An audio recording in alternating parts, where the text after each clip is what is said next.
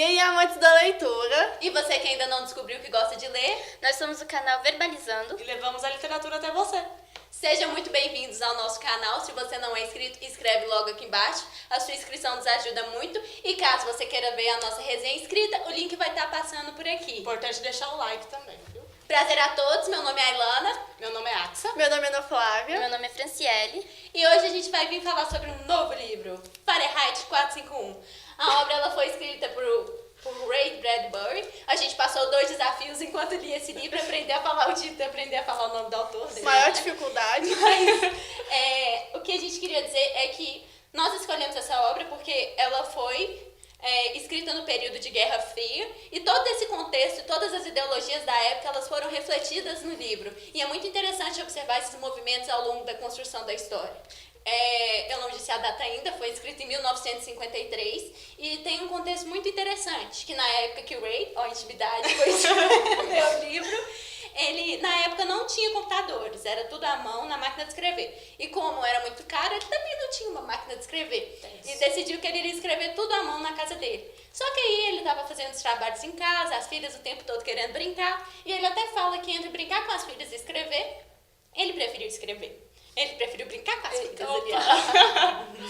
Aí, o que aconteceu foi que não estava rolando e ele decidiu mudar de lugar. Ele foi até a biblioteca de uma universidade dessas famosas, eu não sei se é Cambridge, eu acho que é, eu não tenho certeza, e começou a escrever a obra numa máquina de escrever pouco a pouco. E a obra em si é muito interessante porque o estilo dela é um livro fictício que se enquadra em uma distopia. Mas o que afinal é uma distopia? Palavra estranha, né, gente? Ninguém sabia também, mas distopia... Acho que ficou meio ruim, né, gente? Mas que raios é essa distopia, né? Distopia nada mais é do que o contrário da utopia, que é uma sociedade ideal. E basicamente é uma sociedade futurística, imaginária e baseada na nossa sociedade atual, como se fosse uma visão futura da nossa sociedade hoje. E ela é uma sociedade em que as pessoas não podem se manifestar, com vários regimes totalitários e muita desigualdade. E aí você pergunta, onde você já viu isso? Tem vários exemplos, por exemplo, nas obras clássicas. 1984 e a Revolução dos Bichos, pequeno erro técnico.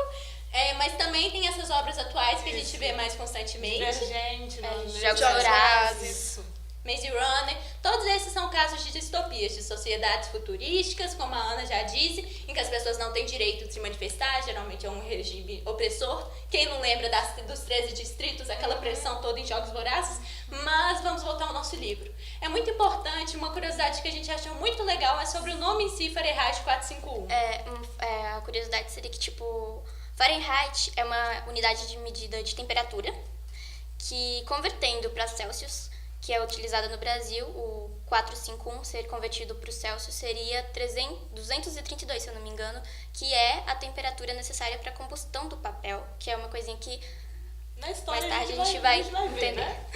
E agora a gente vai para o próximo bloco, é claro. O que é a história de Fahrenheit 451? Diga! Então, gente, vocês já se imaginaram vivendo assim numa sociedade que não pudesse ter livros, que ter livros fosse um crime capital, sabe? E que as casas fossem a prova de combustão e que os bombeiros, eles não apagassem o fogo como a gente conhece hoje, eles incendiassem. É bem assim a história de Fahrenheit. Ela é dividida em 3 blocos e o autor ele usa de bastante metáforas e tal, que assim, no início pode confundir sua cabeça, assim, mas você lendo, você consegue perceber o que ele quer passar com isso. Mas não pensem que por isso é chato, o livro é muito interessante. É muito legal. Altas reflexões com Sim. ele. E aí, a história em si gira em torno de 3 personagens principais. O Montague, a Mildred e o Betty. Isso, que ele é o chefe dos bombeiros. O Montague, ele é um bombeiro e ele realmente gosta do trabalho dele, ele sente prazer no que ele faz. E até que um dia ele conhece uma menina de 17 anos e, assim, um encontro simples, casual, que começa a mudar a cabeça dele. Ele começa a refletir sobre coisas que ele não refletia antes, como olhar o luar, sabe? Coisas simples assim que ele não fazia, ele não tinha essa Ele se consciência. perguntava se ele era feliz, se ele amava. E a gente esqueceu de contextualizar também que na época, por não ter livros, a televisão ela começou a adquirir todo o papel que os livros faziam. Sim. E as pessoas elas ficavam o tempo todo vidrado naquilo que eles estavam assistindo. Os remédios se tornaram melhores amigos e era basicamente o tempo todo aquela coisa, vidrado na frente do aparelho, tomando remédio para dormir. Então, por isso essa questão, elas acabaram que perderam tempo de pensar. E é isso que as meninas estão relacionando agora. E, sim, tem partes do livro que você super contextualiza com a atualidade. Por exemplo, esse negócio com TV, que a gente tem também hoje, com programas de TV. Tem até uma parte que é uma das partes, acho que chocou todo mundo aqui, da mulher dele, a Mildred, dela tratar, sabe, a TV como parte da família mesmo. A gente olha o livro e acha que está muito distante da nossa sociedade, mas basicamente é o que a gente vive todos os dias. Sim. Pois é, quem nunca foi naquele restaurante e viu todo mundo mexendo no WhatsApp ao invés de interagir? Sim. Muito comum. Ou você marca um rolê com os amiguinhos, não é mesmo? E fica todo mundo no celular e aí posta tudo no... Festinha de criança, hoje em dia, todo mundo no celular. Você posta e acaba não curtindo. E é bem isso que o livro retrata. Por mais que seja, como a Alana falou, um livro datado de 1953, ele é super atual. E tem coisas que super conversam com a nossa sociedade hoje. E tem aquela questão de que são 3 blocos. O primeiro bloco seria a vida do Guy antes dele descobrir essa relação com os livros. Ele era um bombeirinho, feliz com aquilo, como a Axia falou. Aí ele conhece a Clarice. A Clarice faz ele pensar. Isso. Tá. Aí no segundo bloco, as coisas ficam ainda mais confusas. Um dia ele tá num dia comum de trabalho, igual ele fala. E o que eu acho interessante é a forma meio romantizada que o autor narra as coisas. Aí ele fala que tudo estava muito bem, até que um dia uma mulher ela saiu de fora da sessão.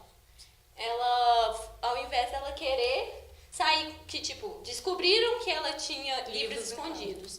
A tática comum seria, os livros seriam queimados, ela iria embora, ela teria que pagar, mas só. E a vida continua. Só que a vida não continuou. Ela preferiu morrer ao deixar que os livros dela fossem queimados. Na verdade, os livros foram queimados, mas ela foi queimada junto com eles. Ela própria colocou fogo nos livros e nela mesma, sim. E é uma coisa que mexe muito com o nosso personagem, porque ele volta pra casa e a mulher dele tá super tranquila. Ele fala, olha, aconteceu uma coisa hoje no trabalho. E tipo, ela fala, mas e daí, sabe? Deixa, ela queria, ela podia ter saído, ela escolheu isso. E o chefe dele também, ele chama, sabe, suicidas, esse povo extremista, sempre assim. Como se o que eles fizessem não fosse algo extremista também, não fosse um regime totalitário.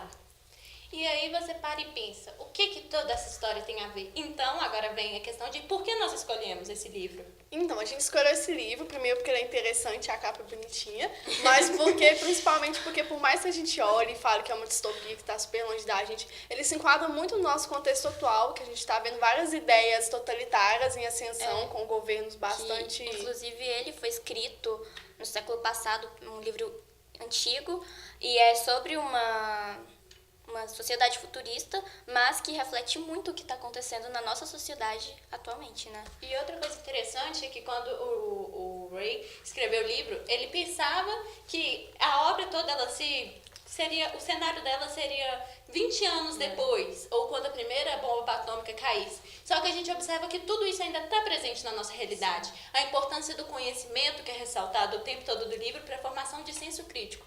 Que eu acho que os 3 personagens, cada um deles representa uma coisa. O Montag, ele é, além de ser o personagem principal, ele é a pessoa que se descobre alienado. Mas a esposa dele é o contrário, ela é o reflexo daquilo tudo.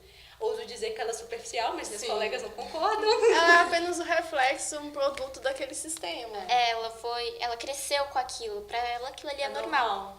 E tem até uma parte muito interessante que as amiguinhas dela vão lá ver a casa e tal. Aí elas começam a falar sobre os laços da família dela. Sim, é uma parte muito chocante, porque tá todas as amigas e aí uma fala assim, mas o meu filho, ele passa poucos dias em casa, só o tempo razoável pra eu aturar ele, né? O tempo suportável. Isso. E aí o Montag, ele fica muito irritado e aí ele até pega um livro que era proibido, então quando ele pegou o livro ficou todo mundo chocado, assim, A mulher chorou. Super Aí ele rebelde. recita um poema e a mulher começa a chorar. Aí a outra fala assim pra ela, olha o que você fez, olha o que esses livros fazem, é por isso que não é bom ter livro, não... Então, enfim, já até perdi aqui, calma. Ops, spoiler. Spoiler, gente. Enfim, né? E uma coisa também super atual é a questão dos professores, porque no livro, assim, você lendo, vai ter uma cena com um professor e com outros professores também. E aí você pensa que naquela época era ruim ser professor. Os professores viviam à margem da lei. E a gente reflete muito com o que acontece. Hoje em dia a gente vê muitos professores perdendo o valor deles. Sim, as escolas sendo fechadas, Reformas do ou ensino a degradação da escola, a reforma do ensino médio, como a Ana falou. É uma coisa bem atual. E tem essa questão, o tempo todo é um livro que parece simples, mas ele nos leva a pensar muitas coisas além. Por exemplo, a questão da importância do conhecimento. Como a gente já disse, com tudo que as meninas falaram, a leitura em si e o processo de procurar, pesquisar, ele forma pessoas com senso crítico mais apurado. Uma coisa que é muito legal, que fala no prefácio, é uma história sobre a Alemanha nazista, que naquela época, Hitler ele foi em uma praça pública e queimou vários livros de Freud, Os pensadores da época. dos pensadores da época, todas essas pessoas que a gente conhece, influentes, a fim de fazer com que as pessoas perdessem esse senso crítico. Tem até uma parte muito importante do texto, rapidinho, calma que eu tô caçando, que fala exatamente dessa questão.